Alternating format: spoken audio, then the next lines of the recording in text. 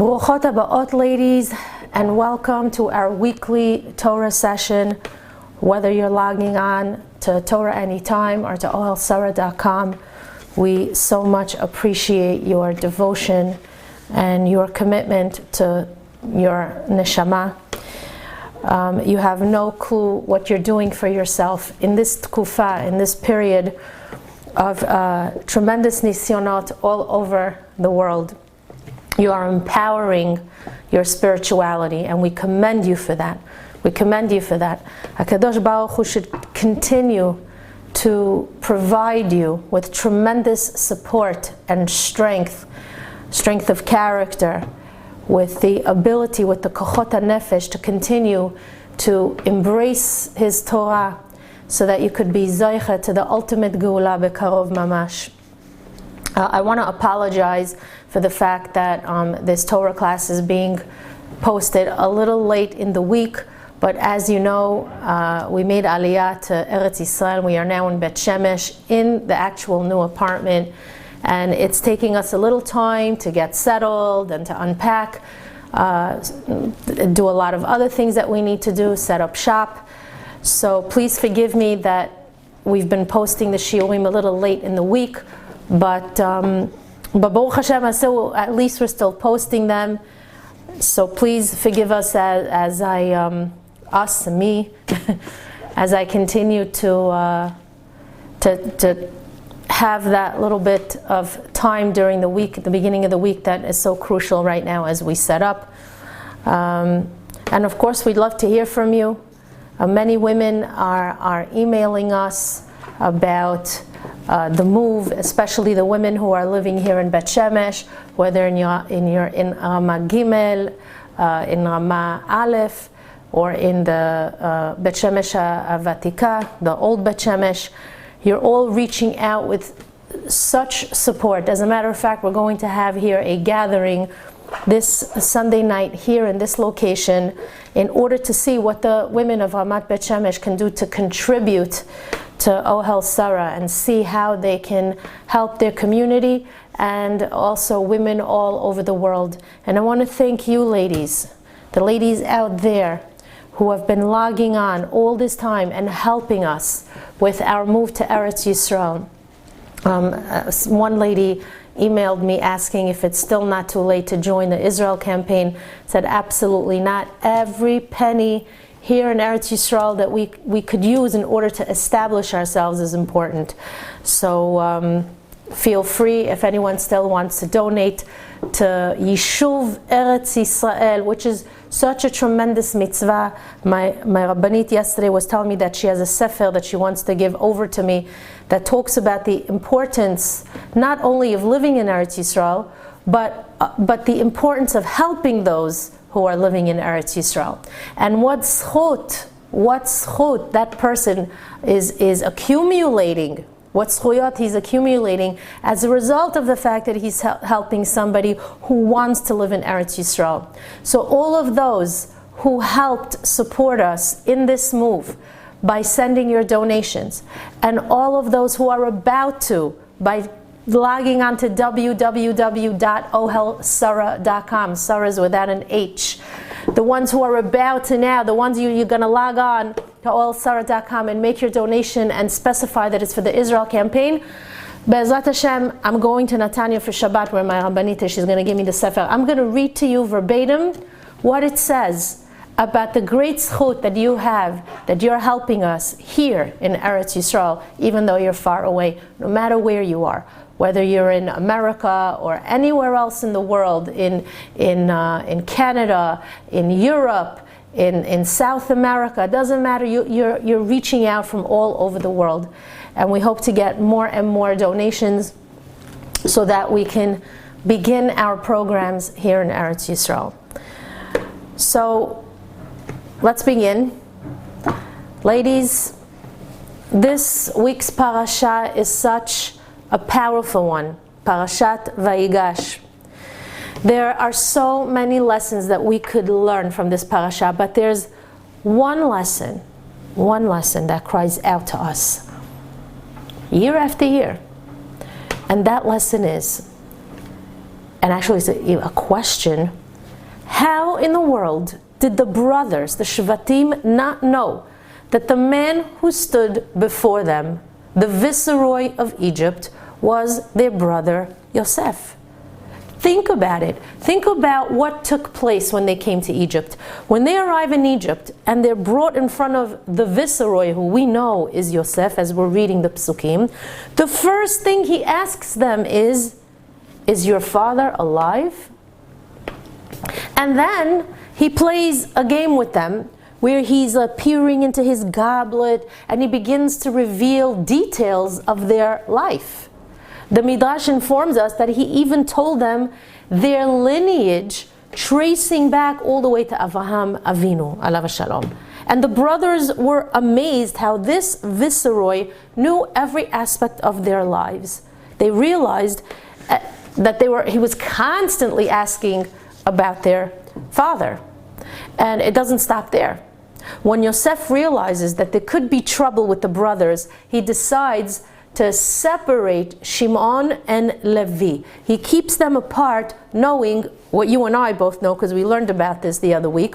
He keeps them apart knowing what they're capable of. He knew that they wiped out the entire city of Shechem all by themselves. So he realized that they might just be a threat to the security of Egypt. Therefore, he separated them. He kept them apart. So think about it. It's a wow. I mean, shouldn't the brothers have wondered how he knew that? How he knew that? And then, from all the brothers, Yosef requests that the youngest one be brought before him. And even more than that, ladies. When Yosef separated Shimon and Levi, the Midrash tells us that Shimon became very hostile, and he was not going to go down without a fight. What did Yosef do? He turned to his son Menashe, who was standing alongside him by the throne, and he said, Menashe, go and arrest him, incarcerate him.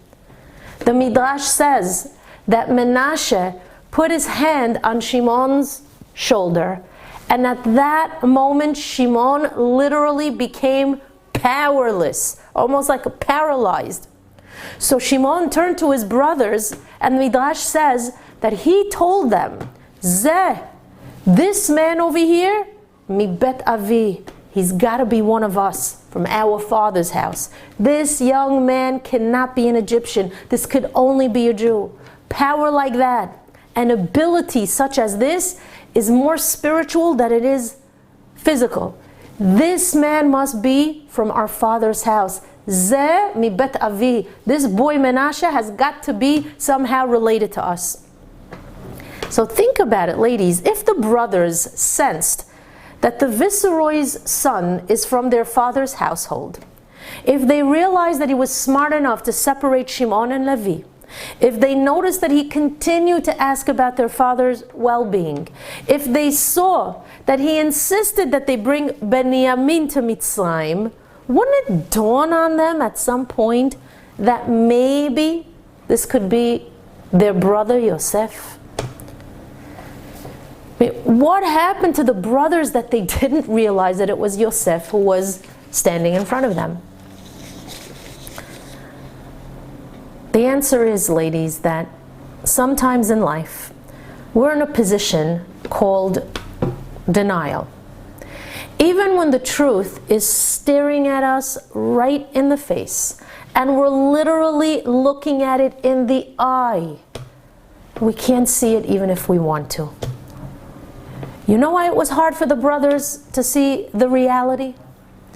Because in order to admit to yourself that what you're looking at is the truth, you would have to admit that you've lived a lie the last 22 years of your life. And that's something that's very hard to do. Some people would rather live with lies than to actually admit the truth, stare at it in the eye and say, oh boy, I was wrong this entire time.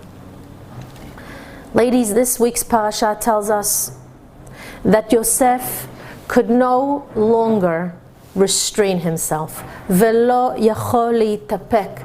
He kept having to leave the room in order to cry alone because he felt bad that he had to put his brothers through this crazy ordeal. And he did it in order to enable them to do a tikkun for the sin that they did against him. They needed a tremendous kaparat avonot. Yosef knew that the more hardships they experience, the better it's going to be for them, because the more conflict and pain that they undergo means less of a grueling experience for them and their descendants in the future, because what goes around comes around. And if the parents are not going to pay for it, the children and grandchildren and great-grandchildren go down for 1,000 years until somebody pays the price for something that somebody did that's related to them years before. So Yosef thought that if he's going to cause them enough pain now, he could save the future destruction of the Bet HaMikdash. As you know, we're taught that everything the Avot did, because they were trailblazing for future generations. As a matter of fact, in one of my shiurim concerning Hanukkah, we learned how Hanukkah was already rooted in the story of Yosef. How? I'm just going to give you one example that I did not mention in that shiur. But when rations of food were being apportioned to all the brothers by Yosef, the pasuk tells us that Yosef gave Benyamin chamesh yadot, 5 handfuls. Now that's a little strange. Why did he give Benyamin 5 handfuls and everyone else, the other brothers, just got 1? Was it favoritism towards the brother who shared the same mother? Because Benyamin and Yosef came from Rachel. Why did he favor Benyamin?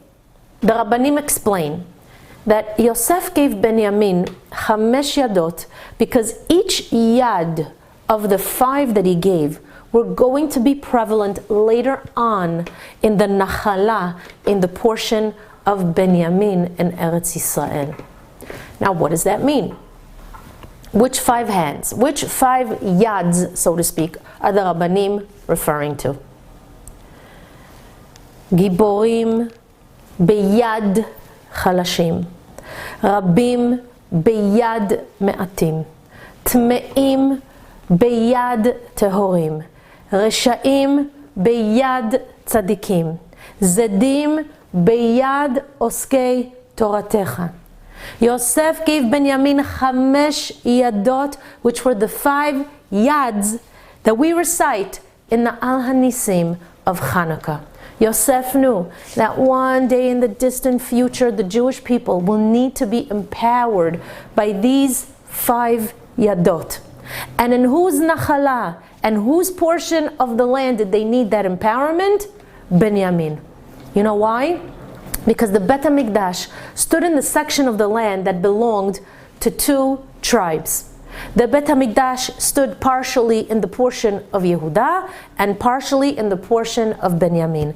And the portion of the Bet HaMikdash in which the menorah stood was the south side, which belonged to the portion of Benyamin. So for the miracle of the menorah and the miracle of the war during the time of Hanukkah, we needed chamesh yadot. We needed the Rabim beyad me'atim, Reshaim beyad tzadikim, Giborim beyad chalashim, and so on and so forth. So in our parasha, Yosef was trailblazing and helping to set up the future, in the same way that Avraham, Yitzhak, and Yaakov did, alayhim hashalom. The Avot did amazing things to set up the future for the Jewish people. The Ruach HaKodesh that they had enabled them to know what we were going to go through in the future. And based on what they saw, they did certain things in order to create a better scenario for their descendants. The same is true with Yosef, a tzaddik, alav hashalom, who the Gemara says almost became the 4th of our Avot HaKadoshim.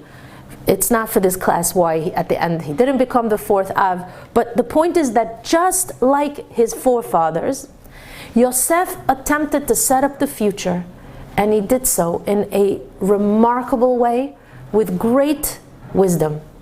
So he put the brothers through such a harrowing ordeal in order to facilitate the atonement that they needed at that time, because they sold their brother. They were ready to kill him. And that means that there was tremendous conflict between the brothers and Yosef. And the Hanukkah story is the same, because the Hanukkah story wasn't just about Jews fighting against Gentiles. It was also a story about Jews against Jews. There was tremendous political conflict within the Jewish quarter during the time of Hanukkah. By the way, that's why Hanukkah always falls out during the Parshiot in the Torah that involve Yosef and the conflict with his brothers, because that's the story of Hanukkah as well. The inner and political conflict within Am Yisrael itself at that time. And in our parasha, Yosef is trying to acquire a kapara for his brothers for the terrible things that they did. So he makes them go through a series of difficult trials so that Am Yisrael doesn't suffer later on in history. That was Yosef's thought, that was his attempt. However, Velo yachol lehitapek, he just couldn't hold it in any longer. He tried to put them through another nisayon, again and again. He tried and he tried. He tried to put them through more and more challenges so that they could receive the proper atonement. But he just couldn't restrain himself any longer. And he finally burst forth with the words, Ani Yosef, ha'od avichai. You know, I once heard an amazing idea regarding the claim that Yehuda had on Yosef when he confronted him in this week's parasha. Yehuda appealed to Yosef's righteous side. He said, Your Majesty, Benjamin is the last child born to Rachel. Would you take that away from our father? My father will not be able to live if he hears that something happened to this child, that something happened to Benjamin. So Yehuda was conjuring up emotional pleas on behalf of Benjamin. And how did Yosef respond? He said, Your father had a brother named Esav. That's what the Midrash says. He answered. Esav wanted to kill Yaakov after the story of the Berachot, no? But you know what Esav said in his heart? He said, I will not kill my brother until my father dies. I will not put my father through that kind of anguish. Ani Yosef, ha'od avichai. Wasn't our father alive when you plotted to kill me? Wasn't my father alive when you sold me and you made him believe that I was devoured by a wild beast? Even Esav HaRasha didn't want to kill his brother while his father was still alive. And you're talking to me about righteousness? You didn't even come to the high level of Esav in this regard. Wow. What a tremendous rebuke. Chachamim say on these psukim, Oy lanu miyom hadin, Oy lanu miyom hatochecha. Woe to us from the day of judgment and rebuke. That's what the Rabbanim wrote in the Gemara when they read the pasuk in this week's parasha of Ani Yosef ha'od avi chai. Those words are packed with tremendous musar, with tremendous rebuke. And you see that the brothers are so embarrassed, they just can't respond to Yosef. Yosef put them in their place in a very powerful way. After all, think about it. I mean, what answer would they have after Yosef's words? We'd call it checkmate, because there's nothing else to say after that. There's nothing else to say.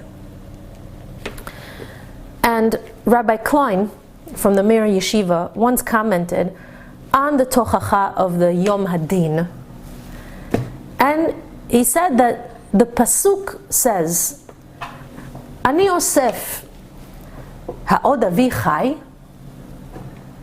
This was not a statement, this was a question. What was the question that Yosef was asking? Because Yehuda told Yosef, listen, if you don't give Benjamin back to us, our father will surely die. So Yosef answers them, Ani Yosef, ha'od avichai. When you sold me, didn't you consider the possibility that our father might die from the heartache? And the brothers had no words to reply because they were simply embarrassed. They were embarrassed that Yosef was right and that they were wrong. They lived a lie for 22 years. And to see the truth in front of you is something that isn't always easy to digest. As a matter of fact, you know how the Baalei Musar describe the judgment that's going to take place after 120 years when we're in Shamayim? The Baalei Musar, very interestingly, always depict the story of Yosef and the brothers when they talk about the heavenly rebuke, the heavenly judgment. They write that the manner in which Yosef rebuked his brothers is the same way in which the Bet Din Shel Ma'ala are going to rebuke us. And I'm going to give you an example of what that means. I'll give you a simple example. Chachamim explained that when a man will arrive in Shamayim after 120 years, and he's going to be asked why he wasn't able to daven in the morning with a minyan, that man might say, I was so tired, I just couldn't wake up. I was really tired. The Bet Din is going to show him another day in his life. A day like, let's say, January 19th, which is considered midwinter vacation for most communities in Brooklyn and the surrounding areas. The Bet Din is going to show him the morning of January 19th when he woke up at 4 o'clock in the morning.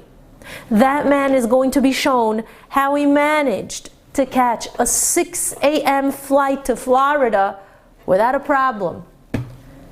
And then the Bet Din is going to ask him, well, what happened on the morning of January 19th? You didn't need an alarm clock to wake up because you were so excited about the trip, your body naturally made you wake up on time. You even prepared your clothing the night before, and you were packed, and you were ready to go. And as tired as you may have been the night before, you managed to wake up at 4 a.m. in the morning because you knew you were going on vacation to Florida. Oy lanu miyom hadin. In the area of life where we're going to come up with excuses and justifications, that is the area of life we are going to be rebuked about, dafka with our own words. And that's a very powerful message. It's the message of living the truth. It's the message of opening up our eyes so we could be partial concerning ourselves. Because when it comes to ourselves, we can somehow find justifications for many things in life we shouldn't have ignored. Sometimes we're blinded by the subjectivity towards ourselves, and we simply don't see the truth, and we don't want to see the truth. And that's why at the end of the parasha, the brothers approach Yosef and they begin to cry, and they say, forgive us for what we did to you. You were right and we were wrong, says the Midrash. How did it even enter our minds to do what we did? We were going to kill our brother and then sell him to strangers, and we did that? How did we live with ourselves? How did we live with that justification? Forgive us. And Rabbeinu Bachya alav shalom points out that after the brothers asked for forgiveness, Yosef responds by saying, it's all right. This was all God's plan. Hashem manipulated the entire episode so that I would be able to come down to Egypt and to be the one to interpret Paro's dreams. Hashem wanted me second in command here in Egypt in order to help the economy of Egypt so that I would help provide for our neighboring cities with food during the 7 years of famine. God put me here for a reason. He enabled me to keep you and the rest of the world alive. So everything that happened was for the purpose of God's intention. He put me here. You didn't put me here. Ladies, Yosef offered the brothers several reasons for why things happened in the way they did. But not once did he say the words, I forgive you. If we take a good look at the psukim, not once does Yosef say the magic words, I forgive you. I once heard a Rav saying that when he went to the yeshiva to learn, none of the young men sitting there were ever told what they're signing up for if they choose to be community rabbis. For years, these guys learned and they received smicha in many areas of halakha, like hilchot Shabbat, hilchot kashrut, dinei mamonut, dinei nida, etc., etc.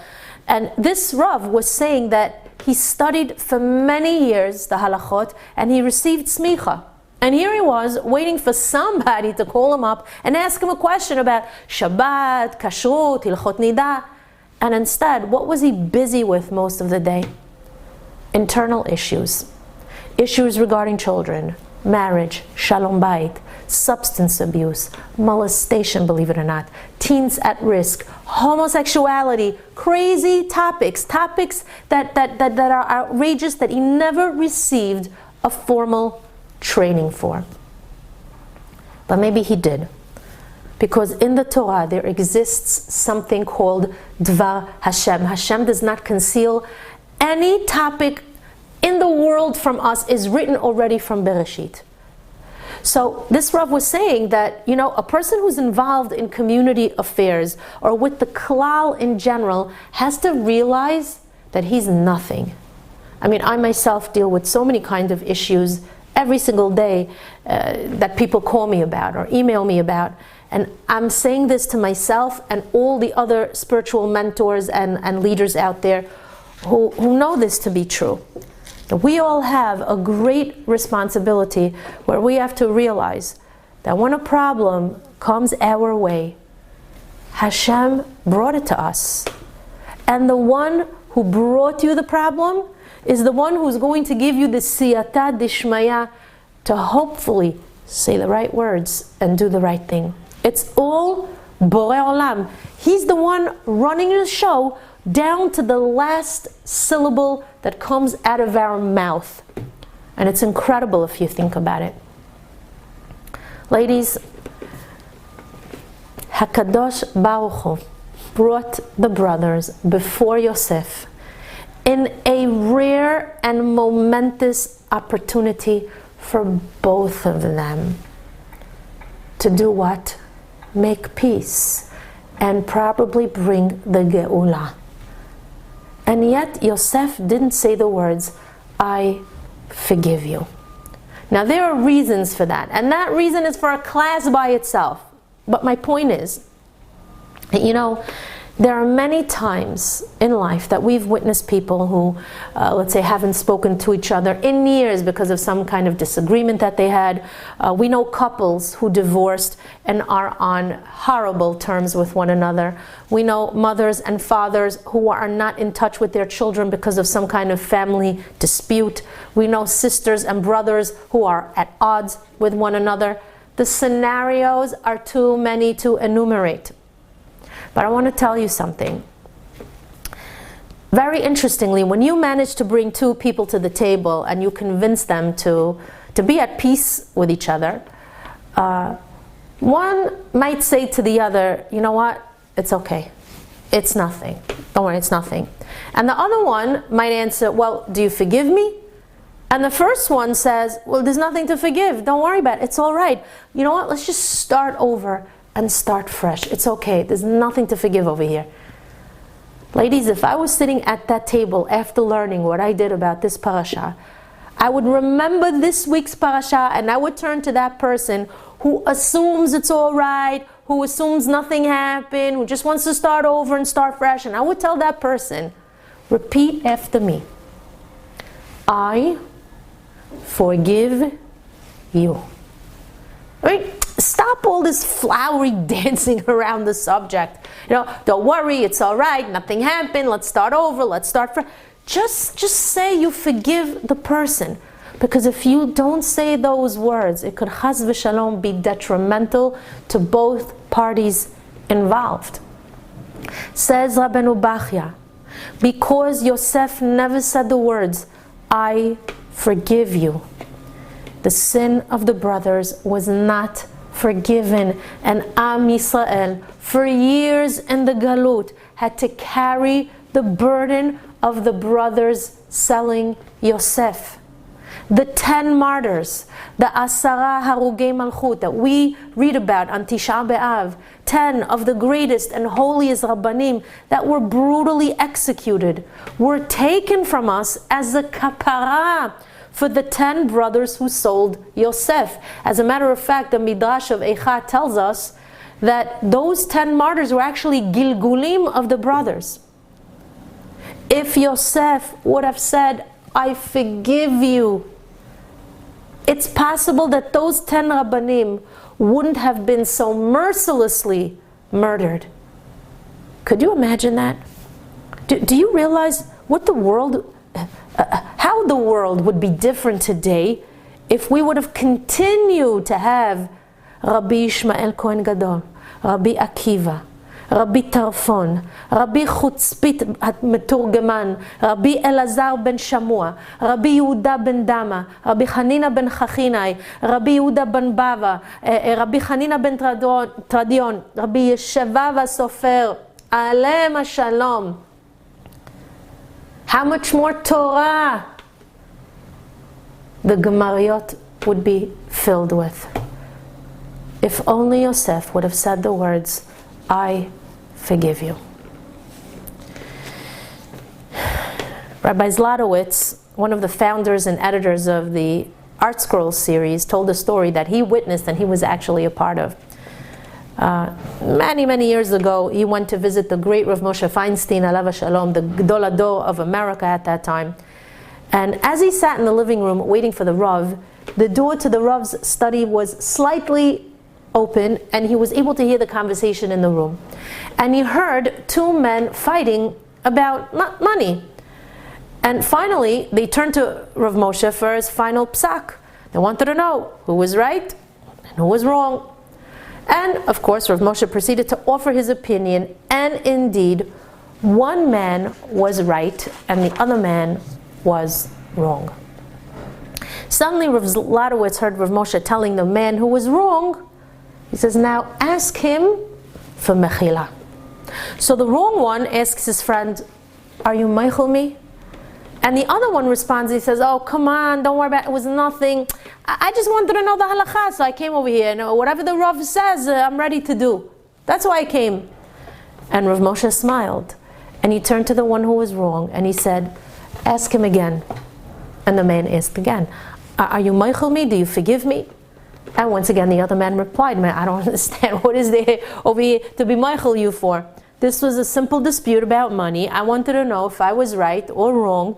We came to the Rav, we presented all the facts. We both agreed beforehand that whatever the Rav says, we'll agree to abide by. Now we heard the halakha, it's all good. What do I have to forgive you for? Rav Moshe once again turned to the man who was wrong a 3rd time, and he says, ask him again. Ladies, he did not let either man leave his study until each one did his due diligence. One man had to verbally ask for mechila, and the other one had to say the words, I am meichel you, I forgive you. When each of them verbalized what they needed to, Rav Moshe told them that they could go home. Now when those 2 men, when they left, Rav Zlotowitz walked into Rav Feinstein's study, and he said, Kvod Harav, I don't understand. I mean, why did you make such a big deal about this matter and insist that each of them ask the other one for mechila? I mean, one of them didn't even care. He felt it was nothing, and he was just willing to move on. Why were you so makpid that each gives the other a mechila? Rav Moshe looked at Rav Zlotowitz and he said, did you ever learn the story about Yosef? Did you ever learn the story about the Shevatim? Do you know how much of our galut would have been prevented? How much tragedy, destruction, and pain could have been avoided if only Yosef would have said, I forgive you? Ladies, this is not at all a simple matter. The idea of attaining the forgiveness of a fellow Jew is very serious. And offering a mechila is also quite a serious matter. David HaMelech says in Sefer Tehillim, Hashem tzilcha al yad yaminecha. God is our shadow. HaKadosh Baruch Hu shadows our actions, and He acts with us in according to how we behave towards others. If we choose to remain stubborn, God remains stubborn concerning us. If you don't want to offer forgiveness to others, why would Hashem then forgive you? Hashem tzilcha. God says, ultimately, it's you who's creating your own reality, because I'm going to be your shadow in life. Whatever you do, your shadow is going to do. So in actuality, you're creating your own reality. So ladies, be easy to forgive. Just let things go. It's a beautiful characteristic to possess if you utilize it properly. I'm not telling you to let every single person step on you, especially if that person's unhealthy or if there's marital issues at times, but to a normal extent, I'm saying, if somebody hurts you, try to forgive them, not for their sake. Because there are some people out there who really don't deserve forgiveness. But when you forgive, that is a great tool that is in your possession that you could use in your tefillot. Because you could tell Hashem, Hashem, I am forgiving this person even though they wronged me.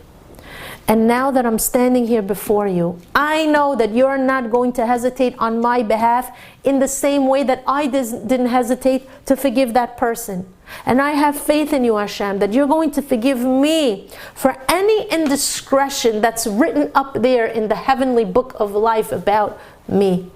So I'm asking you to offer me a mechila in the same way that I offered your child forgiveness despite their actions against me.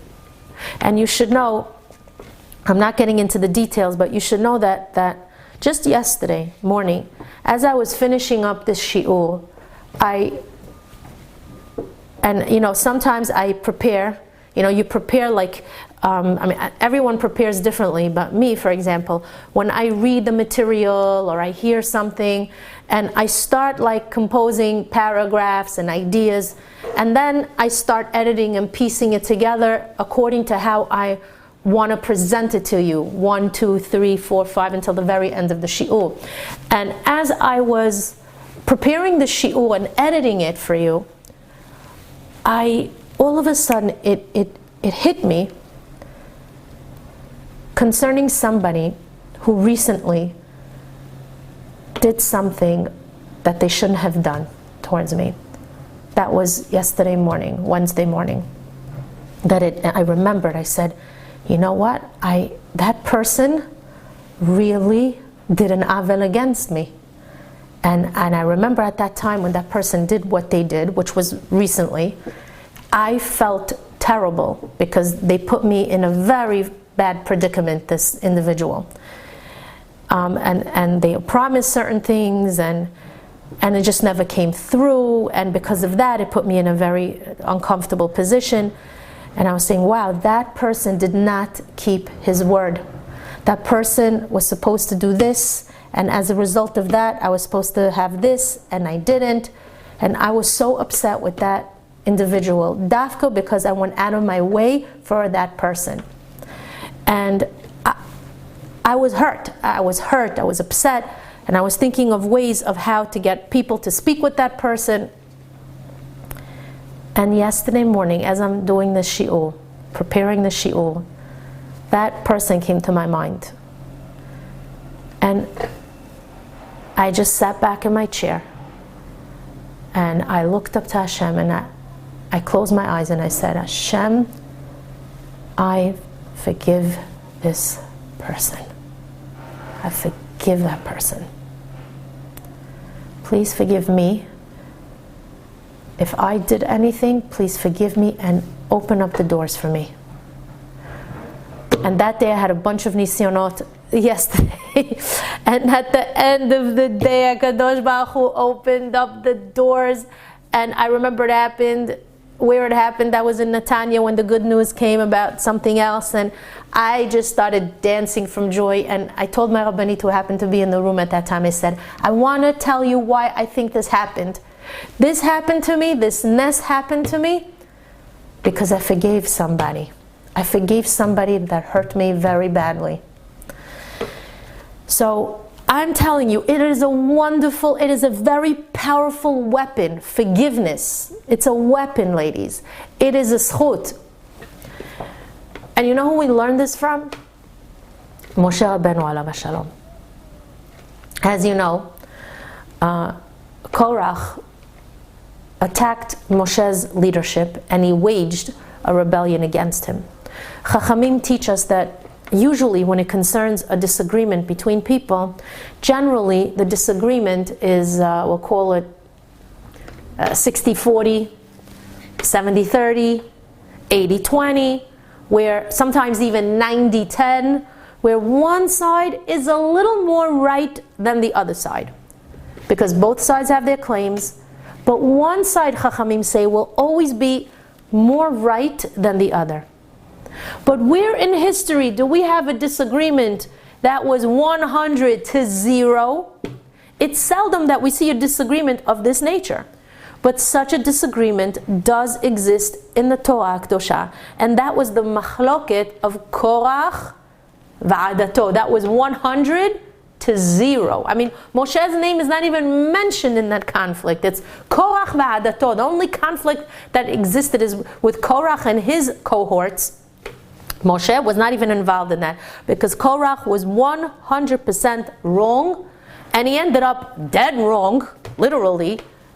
And although Korach was 100% wrong, who went running to whom to try and make peace? Moshe Rabbeinu approached Korach and he said, listen, we're brothers, we're family. This isn't the way brothers behave with one another. Life is too short. Let's just make peace. The Gemara says, Mikan en machzikinan mimachloket. From this incident of Korach waging war against Moshe Rabbeinu, where Korach was 100% wrong, we learn from the greatest leader of all time not to hold on to disagreements. We should try and eliminate machloket as quickly as possible, even if we are 100% right and the other person is 100% wrong. Now, it's not easy. It's a very difficult task to ask people to do.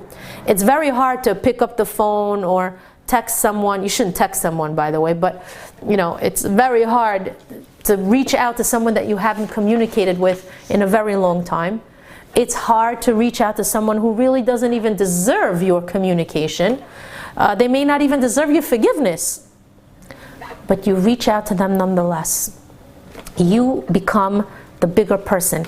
You extend forgiveness and you ask for mechila. And you do so for the sake of Hashem and for the sake of Am Yisrael, who's suffering in the galut, and you have no idea, you have no clue what you're doing when you're doing that. It takes a big person who truly has emunah in Hashem and who has compassion for Am Yisrael to leave go of his pain and to extend himself in a gracious attempt to make peace.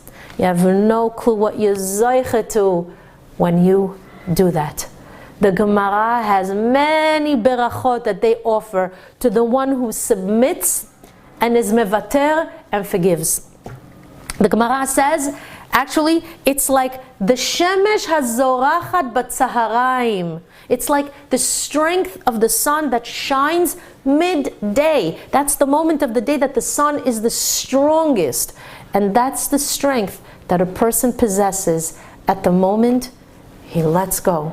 When he relinquishes his honor for the sake of shalom. It's not comfortable, but it's powerful. It's a tremendous zechut to be able to forgive, especially if you were wronged. When you do that, you're going to notice how things are going to happen in your life that you didn't believe were ever possible.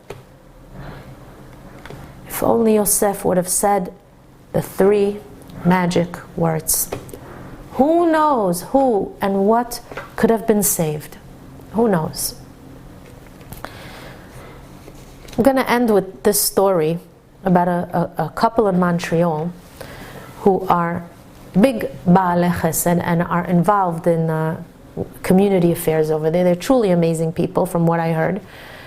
I'm going to tell you this story that involves this couple, Judy and David Rothschild, who both came from very successful backgrounds. For many years, they were married without children. And who came to town? The great Ribnitzer Rebbe, Alav Shalom, from Monsey, New York. This man was truly a Malach Hashem. And I'm telling you, I was very close with his Rabanit at that time, who was actually 50 years younger than him. And that story in itself was incredible. I remember sitting with her and listening to all her stories about the Rebbe and how they met. And these things happen only in ancient times. Let's just put it this way. This was like ancient times story. And I was zeicha to see the Rebbe and have yechidut with him, with the Rebbetzin, panim ul panim, where the Rebbe, let's say, the Rebbe sat over here, here's my hand, right over here, and I was right here. And I'm going to tell you that when I walked into that room, it was him and the Rabbanit and me. His back was towards me, he was sitting in a chair in front of like this office chair. It looked like a big office chair, kind of. Maybe it was even a recliner, but it was very, very big. And in front of the bima, there was a bima there, because at that later stage in his life, when he was already slightly incapacitated, because he had had a stroke, they were davening in the house at the time for him. So I walked into the room, and the Rebbetzin was there with the Rebbe, who was facing the bima, and I came and his back was towards me. Ladies, I have visited Mekubalim all over the world. I have never sensed the kedusha and the pachad that I had when I walked into that room. The air was, I can't even describe it to you. I was shaking. I knew that I am now approaching a man whose presence I can't even describe to you. And then when the Rabanit told me, the Rebbetzin told me to come around and face him, I was scared, because you felt, as I got closer and closer, it intensified this feeling of kedusha, which is pachad in a way. The kedusha that you sense sometimes is frightening in a way. But as I got closer and closer and closer, and I turned to see him, and she says, look at his face, because it's zchut for you. And I did, and I have to tell you, his face was just shining. This man had a hadrat panim, and when he looked at you, you were able to sense he was looking into your neshama. You felt that. I could barely talk. And she knew the situation, and she was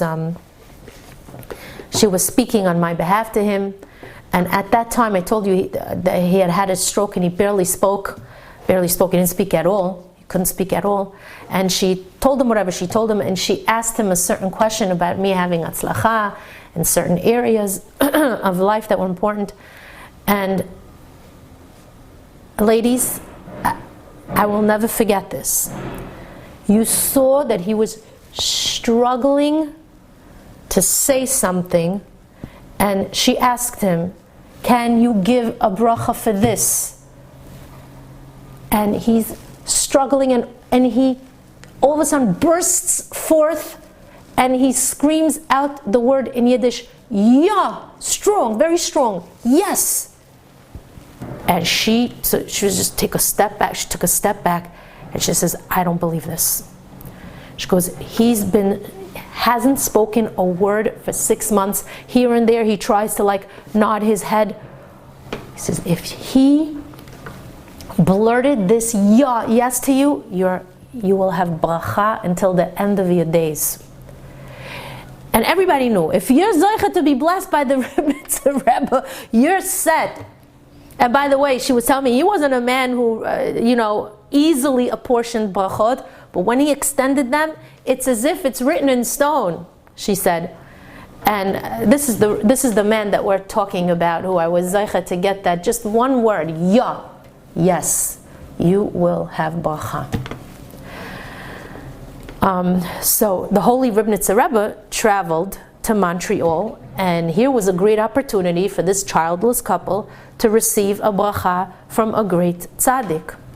So this David Rothschild came into the Rabanit Rebbe's room, and when he faced this tzaddik, he held out his hands to ask for a bracha. By the way, it's a custom that many people have, including the Sfaradim, some Hasidim as well, that when you ask for a bracha, and as you're getting it, to take out your hand as if your hands are the keli, the kli to which you're receiving the bracha. As he has his hands outstretched like this, he's explaining to the tzaddik that he's been married for many years and they don't have children, he and his wife. And just when the Rebbe was about to speak up, one of his Hasidim who lives in Montreal and was in the room at the time, he screamed out to the Rebbe. He said the Rebbe shouldn't give him a bracha until he gets a big check from his parents and in-laws, who are the wealthiest people in Montreal. Wow. There are no words. I want to tell you something about this David Rothschild. He was a self-made man who came from a wealthy family who was not religious at all. He became frum on his own without his family's blessings. So he wasn't exactly in good standing with his family that he could feel free to approach them and ask them for $1 million. So imagine the chutzpah of this Hasid to say something like that in the presence of the Rebbe yet. It was horrible. There are no words for this. To tell the Rebbe not to give this man the time of day until he writes out a check for $1 million. There are no words for this behavior. What did the Rebbe do? He smiled. He looked up at David Rothschild and he didn't say a word. Now, Mr. Rothschild was on the verge of getting the bracha that he was waiting for. And he looked at the Rebbe with pleading eyes as if to say, please don't do this to me. Don't ask me for something that I won't be able to give. So he puts out his hands again. And the Rebbe looked up at him and he said, children are given because of a zchut, not because of money. And Mr. Rothschild was relieved that the Rebbe was not going to ask him for money. But then he thought to himself, I need a zchut? Okay, here's the zchut. It's the zchut of the tzaddik. You'll give me a bracha. And once again he sticks out his hands, hoping for a bracha. The Rebbe once again looked at Mr. Rothschild. He looked back down, and then he motioned with his hands, next, meaning bring the next one in, as if kiviyachol dismissing him in a way. Aye. David Rothschild was devastated. As he started to walk out of the room, he stopped in front of that Hasid and he says to him, I will never be moichel you, not in this world and not in the next world. You took away my one opportunity to have a child. And he storms out. The following week, that Hasid felt terrible about this foolish act. So he sent a messenger to the Rothschilds asking for forgiveness, but nothing doing. He sent another messenger and another one. He attempted to call, but nothing came of it. And that went on for a long time, where Mr. Rothschild refused to give this Hasid a mechila. A few months later, Judy and David Rothschild were coming back from a trip. And as they were pulling into their house, they saw someone parked outside their home waiting for them. Who was sitting there waiting? This Hasid. He was crying and crying, and he said to them, I'm begging you. I may just have lost my olam haba because of what I did to you. So I'm begging you, please be meichel me. I'm pleading with you to please forgive me. I was wrong. So Mrs. Rothschild felt bad for this guy already, and so she turns to her husband and she said, I think it's time for you to be meichel him. So David Rothschild says to him, okay, listen, I'm going to be meichel you. I'll forgive you, but on one condition. I want you to get on a plane, fly to New York, go to Monsey, where the Rebbe lives, and get me that bracha you took away from me. That's the only way I'm willing to be meichel you. And the Hasid agreed. He stuck out his hand, they shook on it. Mr. Rothschild said, I'm meichel you 100%, but remember, it's on condition that you get that bracha for me. The very next day, the Hasid was on the flight to New York, and he drove to Monsey, and when he got there, he asked someone, he says, please tell me, where does the Ribnitzer Rebbe live? I need to get to the house, I forgot the address. And the person told him, the levaya isn't taking place in the house. And the Hasid, levaya? What levaya? Who's levaya? And the man says, what, you didn't hear? You didn't hear? The holy tzaddik, the Ribnitzer Rebbe, passed away this morning. The levaya isn't taking place in the house. It's going to take place in the shul.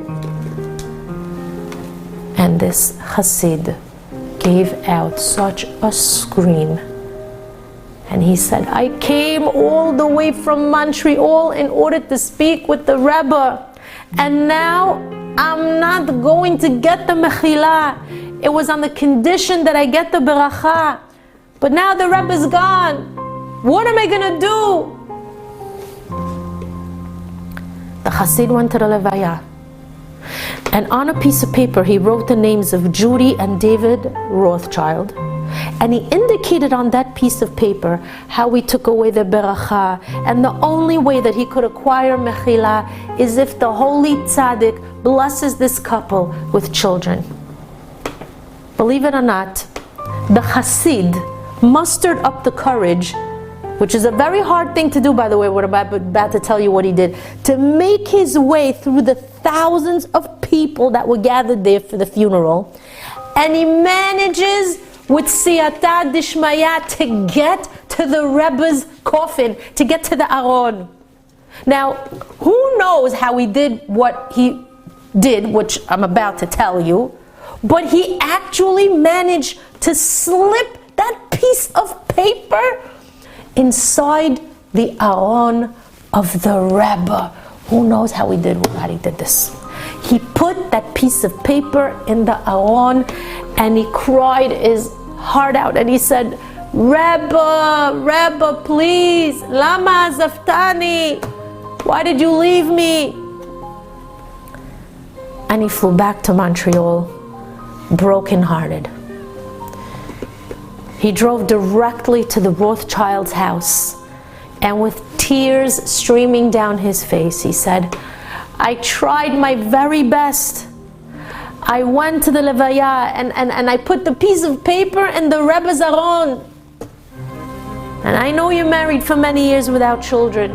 And I want you to know that I really did try to acquire that bracha for you. I did everything you asked me to do. And now I'm begging you, please forgive me. Forgive me. David Rothschild with a big lump in his throat, said, I forgive you. I know you did everything you could. I forgive you. You have your olam haba back. I forgive you. And with those words, the Hasid walked away. Ladies, a month later, Judy Rothschild conceived for the first time in her life because of one mechila that was extended no matter how hard it was to extend. And that's exactly what the Ribnitzer Rebbe told Mr. Rothschild on that day they met. He said, children don't come from money. A child is a gift that comes from a zechut. You need a zechut. You need a tremendous act that will create a huge merit for you in the Shamayim. And this was a big zechut for Mr. Rothschild, that he was able to forgive his pain and extend a mechila to someone who wronged him so badly. If only Yosef would have said the words, I forgive you, to the brothers. We have no clue what that would have done for Am Yisrael. Ladies, pick up the phone. Send an email. Do whatever you need to do to forgive those you feel wronged you.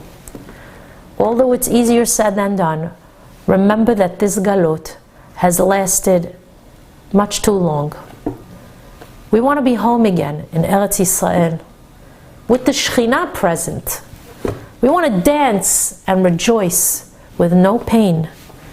We want to see Yosef HaTzadik and meet him after Tchiyat HaMetim with Moshe Rabbeinu and all the Asara Harugei Malchut. We want to see the Or HaGanuz being restored and the entire world in a peaceful and spiritual state. We want to be redeemed. And that can happen when we've learned the story and the lesson of Yosef. Remember the words, I forgive you. And remember who and what you could preserve and save as a result. Remember the Yeshuot that can come down to this world. Remember all the blessings that can be imparted to you and to all of Am Yisrael and the entire world at large, because you let go of your pain, because you sacrificed your pain for the sake of peace. The ultimate blessing is that God will continue to be your shadow in all your righteous ways of life, and He will extend Himself to you as you did for others. May you be Zeicha to Nesim and Yeshuot Bekarov Mamash. Amen Ken. Yehi Ratzon.